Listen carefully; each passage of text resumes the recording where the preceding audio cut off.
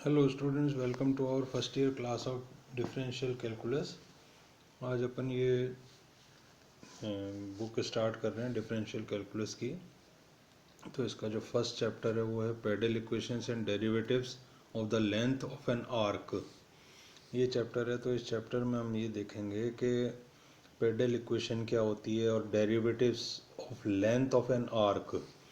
तो आगे बात करेंगे इस बारे में कि लेंथ ऑफ एन आर्क क्या होती है। कि जैसे कोई कर्व होता है तो कर्व के अलोंग जो डिस्टेंस ट्रेवल करते हैं कर्व के साथ साथ उसको स्मॉल एस से जो है डिनोट करते हैं, तो वो उसको हम लेते हैं लेंथ ऑफ एन आर्क के फॉर्म में। क्योंकि चैप्टर का इंट्रोडक्शन है इसलिए मैंने थोड़ा सा भी आपको बताया कि लेंथ ऑफ एन आर्क का मतलब क्या होता है। पर अभी अपन बिल्कुल सीधा कंसंट्रेट करते हैं जो हमको फिगर इसमें दिख रहा है उस पर पहले। तो देखें क्या है कि पोलर कोऑर्डिनेट्स के बारे में बात की जा रही है यहाँ पे। तो पोलर कोऑर्डिनेट्स क्या होते हैं? पोलर कोऑर्डिनेट्स ये होते हैं कि सबसे पहले जैसे कार्टेशियन कोऑर्डिनेट्स में अपन एक्स और वाई एक्सिस दो लेते हैं, तो यहाँ पोलर कोऑर्डिनेट्स में आपको क्या होता है कि इनिशियल लाइन लेनी होती है जो कि रिप्रेजेंट करती है मान लो कि एक्स एक्सिस तरीके की चीज़ को। और उसके बाद मान लो हमको इस पर्टिकुलर पॉइंट पे अगर पहुंचना है पी पे, तो हम क्या करते हैं एक रेडियस वेक्टर लेते हैं ये वाला। तो रेडियस वेक्टर जो है इस पॉइंट तक पहुंचाता है पी पॉइंट तक। और दूसरा काम क्या होता है, एक एंगल थीटा का काम होता है जो थीटा यहाँ आकर के रुकता है। यानी इस पी पॉइंट पे पहुंचने के लिए हमको दो चीज़ों की आवश्यकता है, एक तो एंगल थीटा और एक ये लेंथ जिसको हम कह रहे हैं रेडियस वेक्टर। तो जब भी पोलर कोऑर्डिनेट्स की बात करेंगे तो उसका मतलब ये निकालेंगे कि उसमें हमको दो कोऑर्डिनेट्स चाहिए। जैसे एक्स वाई कोऑर्डिनेट सिस्टम में हमको कार्टेशियन कोऑर्डिनेट सिस्टम में एक्स और वाई दो चाहिए होते थे पैरामीटर्स। तो यहाँ पर चाहिए होगा हमको आर और थीटा। तो आर को कहेंगे रेडियस वेक्टर और थीटा जो है थीटा कहलाएगा पोलर एंगल, वेक्टोरियल एंगल या पोलर एंगल, दोनों में से कुछ भी अपन कह सकते हैं। तो यहाँ पे वेक्टोरियल एंगल कहा गया और ये रेडियस वेक्टर कहा गया। तो ये होता है पोलर कोऑर्डिनेट्स। उसके बाद जो नेक्स्ट चीज़ है उसके अंदर आपको ये बताया गया कि relation between Cartesian polar coordinates की, कार्टेशियन और पोलर कोऑर्डिनेट्स में क्या रिलेशन होता है। तो रिलेशन एग्जैक्टली अगर देखा जाए तो ये जो फिगर बना हुआ है ये आपको बता रहा है कि यहाँ पर ये एक्स एक्सिस है और ये वाई एक्सिस है, दो एक्सिस, और ये पी कोई पॉइंट है। अब पी पॉइंट पे पहुंचने के लिए जैसे मैंने आपको बताया एक तो रेडियस वेक्टर आर की ज़रूरत पड़ेगी और एक एंगल थीटा की ज़रूरत पड़ेगी। तो क्या करा हमने, इस पी पॉइंट पे पहुंचने के लिए रेडियस वेक्टर की लेंथ ली स्मॉल आर और इसकी जो एंगल था वेक्टोरियल एंगल ये हमने लिया थीटा। अब सिंपल ट्रिग्नोमेट्री से आप देखेंगे कि y जो कोऑर्डिनेट है वो r साइन थीटा हो जाएगा और x coordinate r cos theta हो जाएगा। इसलिए हमने यहाँ लिखा है x बराबर r cos थीटा और y बराबर r साइन थीटा। और जब स्क्वायर करके ऐड करेंगे तो मिलेगा r बराबर under the root x square plus Y square और थीटा की वैल्यू होगी tan inverse y upon x। तो थीटा y बाई एक्स के फॉर्म में, tan inverse y by x के फॉर्म में एक्सप्रेस हो गया और r जो है x square plus Y square के रूट के फॉर्म में। यानी ये रिलेशन बन गया कार्टेशियन कोऑर्डिनेट और पोलर कोऑर्डिनेट्स में। तो एक ये बात याद रखने की है जो आगे अपन यूज़ करेंगे इस चीज़ को। उसके बाद आता है angle between radius vector and tangent. Radius vector और टेंजेंट के बीच में क्या एंगल होता है। तो ये जो फिगर बना हुआ है इसको अगर ध्यान से देखा जाए तो ये एक कर्व है और इसके किसी पॉइंट P के ऊपर, ये जो पॉइंट P है, पॉइंट P पर क्या करा गया कि एक टेंजेंट खींची गई है। ये पॉइंट है आपका P और इस पे ये टेंजेंट ये खींची गई है ये। और टेंजेंट जो है, अब ये कह रहे हैं रेडियस वेक्टर और टेंजेंट के बीच का एंगल। तो ये जो P पॉइंट है इस पे पहुंचने के लिए क्या बने, रेडियस वेक्टर ये लिया। तो एंगल जो इनके बीच में बना, अभी आप फिगर ध्यान से देखेंगे तो आपको समझ में आ जाएगा कि ये एंगल है जो इनके बीच में, इसकी वैल्यू है फाई हमने मानी है। रेडियस वेक्टर कौन सा वाला, ओ पी रेडियस वेक्टर, और टेंजेंट है इसमें T dash T. T dash T और ओ पी के बीच में जो एंगल बन रहा है, पी एक्सटेंड हुई है एल तक, ये एंगल है फाई। अगर ये एंगल आपको निकालना है तो ये पूरा डेरिवेशन दे रखा है इसमें। अभी इसको एग्जैक्टली अभी से अभी करने की ज़रूरत नहीं है, थोड़ा सा पीछे चल रहे हैं कोर्स में, तो आगे चलेंगे तो इसको भी देख लेंगे अगर ज़रूरत पड़ेगी तो। अभी आपको सिर्फ ये करना है कि एक चीज़ याद रखनी है कि अगर ये एंगल निकालना होगा तो it will be tan phi r d theta by d are. ठीक है, एक ये खास बात हो गई जिस पे अपन कंसंट्रेट करेंगे कि जब भी हमको रेडियस वेक्टर और टेंजेंट के बीच का, radius vector eight point P, sorry radius vector और टेंजेंट एट पॉइंट पी के बीच में अगर एंगल फाइंड आउट करना होगा तो डायरेक्टली ये फॉर्मूला आप यूज़ कर सकते हैं, tan phi is equal to r d theta by d r. उसके बाद है angle of intersection of two polar curves. दो पोलर कर्व्स कौन कौन से, एक तो ये r बराबर f1 थीटा और r बराबर f2 थीटा। अगर इसके बीच में आप जो है निकालना चाहते हैं क्या,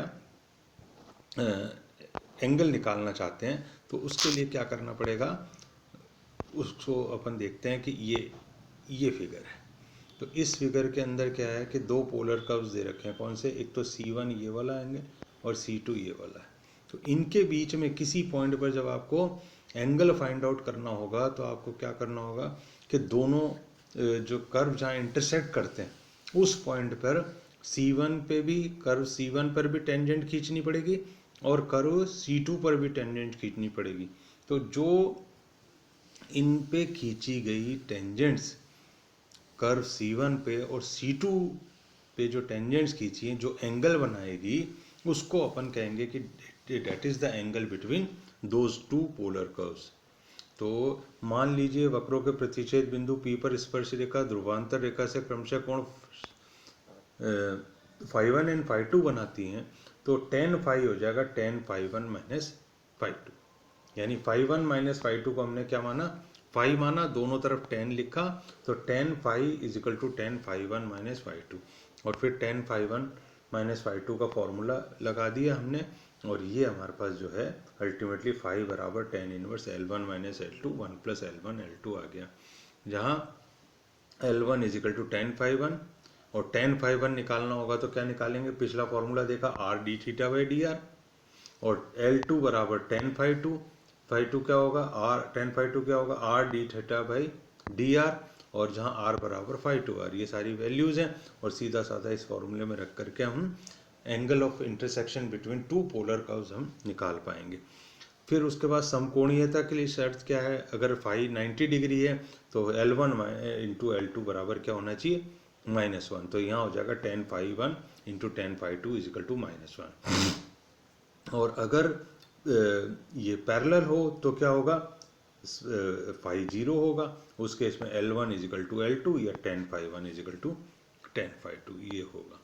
उसके बाद आगे चलें तो आता है length of polar tangent, normal, सब टेंजेंट एंड सब नॉर्मल। अब ये चीज़ जो है सबसे ज़्यादा ध्यान देने वाली है कि इस फिगर को अगर देखें तो इसमें क्या है, इस फिगर में एक ये कर्व दे रखा है, और उस कर्व के बाद क्या है कि एक ये PT जो है टेंजेंट है किस पॉइंट पे, P पे, और OP जो है ये रेडियस वेक्टर है। फिर हमने क्या करा, P बिंदु पर एक लंब खींचा जो बना PN। उसी तरीके से रेडियस वेक्टर पे जो लंब खींचा, ये रेडियस वेक्टर है ना, इस पे जब हमने लंब खींचा तो ये बना ये वाला लंब एंटी, और इन दोनों ने, इस वाले लंब ने और इस वाले लंब ने जहाँ काटा, इसको हमने एंगल बोला फाई। ये एंगल आपको पता है थीटा मानते ही हैं हम, और angle between radius vector and tangent ये अपन ने फाई माना ही है, तो तीनों एंगल डिफाइंड है हमारे पास। अब इसकी मदद से ये फिगर जब बन गया तो सीधा अपन को क्या करना है, पोलर टेंजेंट के बारे में बात करनी है कि पोलर ध्रुवी स्पर्शी पोलर टेंजेंट क्या होती है। तो पोलर टेंजेंट है PT, PT कहाँ है, ये PT है, ये इसको कहेंगे पोलर टेंजेंट, और इसकी वैल्यू होती है r under the root 1 plus r d theta by d r का होल स्क्वायर। ये फॉर्मूला आपको याद करना है किसके लिए, पोलर टेंजेंट के लिए। तो तरीका ये रहेगा कि एक टेंजेंट जो पोलर कर्व के लिए है पॉइंट P पे, उसको सीधा साधा नाम क्या दिया हुआ है, पोलर टेंजेंट। उसके बाद आता है पोलर नॉर्मल। पोलर नॉर्मल जो यहाँ पे दिया है, P पॉइंट पे नॉर्मल कौन सा है, ये P पॉइंट पे नॉर्मल है PN। P पॉइंट पे नॉर्मल कौन सा है, PN। ये रहा पी एन, ये रहा पी एन, ये नॉर्मल है। तो ये नॉर्मल क्या है पी एन, और इसकी वैल्यू आती है r under the root 1 + 1/r² d r by d theta. Simple technology, r cosec phi लगाया और इससे ये आया और इससे ये आया। तो ये हो गया साहब पोलर नॉर्मल। तो दो चीज़ आपने समझी क्या क्या, एक तो पोलर टेंजेंट और एक पोलर नॉर्मल। उसके बाद आता है अगला क्या कि पोलर सब नॉर्मल। पोलर सब नॉर्मल क्या होता है? पोलर सब नॉर्मल इस फिगर में देखें ऊपर वाले में, ये होता है ओ एन, नॉर्मल के साथ क्या है सब नॉर्मल, सब नॉर्मल अधोलंब। तो इसकी जो वैल्यू है वो है ओ एन, ये जो लेंथ है डेट इज ये ओ एन, ये है। तो ओ एन जो है फिर ट्रिग्नोमेट्री लगाएंगे r tan π/2 - 5, तो इसकी वैल्यू सीधी साधी क्या आ जाएगी dr/d²। तो ये तीन फॉर्मूले आपको जो है हमेशा याद रखने, जो आगे हम क्वेश्चंस में काम लेंगे, ठीक है। और एक छूट गया यहाँ पे, पोलर सब टेंजेंट। पोलर सब टेंजेंट, सब टेंजेंट है ओ टी, ये है ओ टी, ये सब टेंजेंट है, ये सब नॉर्मल है, ये पोलर टेंजेंट है और ये पोलर नॉर्मल है। ये चार चीज़ें हैं। जो पी से गुजर रहा है टेंजेंट वो polar normal, polar tangent. P से जो नॉर्मल गुजर रहा है वो पोलर नॉर्मल। और एन से ओ तक की जो दूरी है ये ओ एन, जो यहाँ पे पी एन जो है, सॉरी ये वाली पी एन है, ये है आपकी पोलर नॉर्मल। और ध्रुवी अधोलंब ओ एन, ये ओ एन जो है ये वाला, ये क्या है अधोलंब, ध्रुवीय अधोलंब। और इसी तरह से पोलर सब टेंजेंट क्या है ओ टी, ये है पोलर सब। तो ये चार फॉर्मूले हैं, इनको ध्यान से याद रखेंगे। उसके बाद आगे चलें तो ये बहुत इंपॉर्टेंट एक रिजल्ट है जिसको हमको हमेशा याद रख, एग्ज़ाम में डिराइव करने को भी छोटे क्वेश्चंस के फॉर्म में आता है। ये length of the perpendicular from pole to the tangent. तो length of the perpendicular from pole to the tangent, तो ये है ओ जो है बिंदु कहलाता है पोल। जिस तरह कार्टेशियन कोऑर्डिनेट्स में हम कहते हैं मूल बिंदु, उसी तरह ये जो है जब अपन इसमें पोलर कोऑर्डिनेट्स में चलते हैं तो ओ कहलाता है क्या ध्रुव। तो ध्रुव से इस वाली टेंजेंट पे डाले गए लंब की लंबाई, ये इसको हमेशा स्मॉल पी से प्रदर्शित करते हैं। ये दिख रहा होगा आपको, इसके यहाँ स्मॉल पी लिखा है। ये स्मॉल पी क्या है? ये स्मॉल पी है आपका लंब की लंबाई। कौन सा लंब? जो इस टेंजेंट के ऊपर डाला गया, किससे? पोल पे। ये है क्या, इसकी वैल्यू क्या है ओ एम, ये ओ एम ये निकालना चाह रहे हैं। तो सिंपल ट्रिग्नोमेट्री से O M is equal to O P sine phi हो गया। फाई आपको पता ही है एंगल क्या होता है, angle between tangent at A point P और रेडियस वेक्टर के बीच में जो एंगल होता है उसको हम क्या कहते हैं? फाई कहते हैं। तो इससे आ जाएगा P बराबर आर साइन फाई, और P बराबर आर साइन फाई के बाद आप क्या करेंगे, इसको tan phi is equal to r d theta by d r use करेंगे। इससे कॉट फाई आ जाएगा। कॉट फाई आने के बाद अब एक से, एक क्या है ये, इसको अपन ने रेसिप्रोकल करके स्क्वायर करा और 1 + कॉट स्क्वायर फाई लिखा, किसको? कॉसेक स्क्वायर फाई को। कॉसेक स्क्वायर फाई को क्या लिखा? 1 + cot square phi. Cot square phi की वैल्यू यहाँ से लिखी, यहाँ आ गई, और इसको जब सिंप्लीफाई करा तो अल्टीमेटली ये मिल गया। और अगर आप इसको 1/r को u लिख दें तो ये फॉर्मूला कन्वर्ट हो जाता है इसके अंदर, ठीक है। और फिर उसके बाद हम आते हैं किस पे? Pedal equation. पेडल इक्वेशन क्या होती है? Relation in P and R, P और R के बीच का एक रिलेशन जो है वो कहलाता है पेडल इक्वेशन। P क्या है? ये length of the normal from pole to the tangent, ये P है। और R क्या है? रेडियस वेक्टर है, आप जानते हैं length of radius vector. Simple है ना। ये जो स्मॉल वाला P है वो ये वाला P है, और R कौन सा है? ये। इस P और R में जो रिलेशन होता है उसको हम कहते हैं पेडल इक्वेशन।